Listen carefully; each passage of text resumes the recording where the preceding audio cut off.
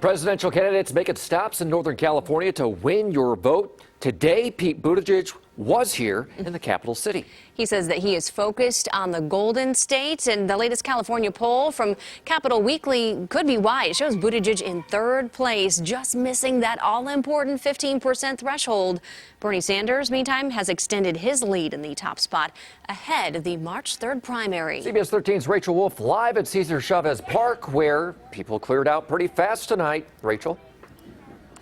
They did. He wrapped up about a half an hour ago, and he was about 45 minutes to an hour late, but a lot of folks were really excited to see him chanting President Pete as he arrived on stage, and that continued on and off throughout his speech. It was a typical stump speech, but he was really catering to a lot of the people who showed up tonight who really are looking for a moderate candidate. There were about 500 people who were here at Cesar Chavez Plaza.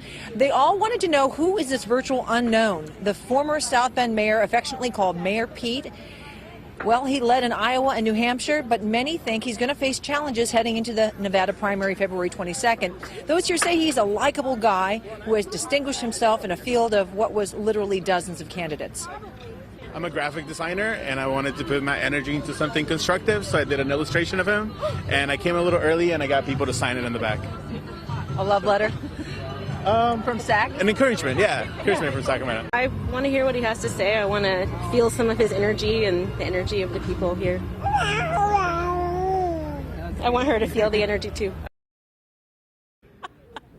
Joining me right now is CBS political analyst Gary Dietrich, and you are talking about this guy because he's leading the race for delegates. He's in the top three. I mean, nobody even knew who this guy was initially. He actually is leading, of course, the delegate race. People have forgotten about that. You're right. And he calls himself a small-town mayor, a city of 100,000, and here he is now competing on the biggest stage there is.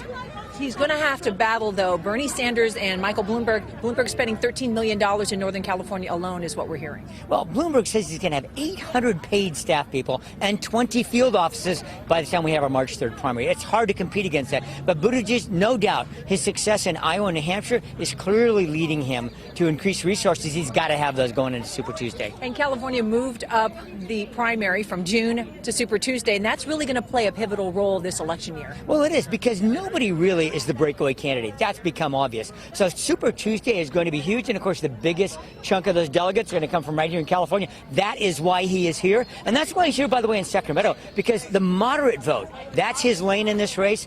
Most of those moderates in California, here in the Central Valley. Thanks so much, Gary. We're going to hear more from Gary coming up tonight at 10 o'clock. Buttigieg heading to Turlock later on tonight.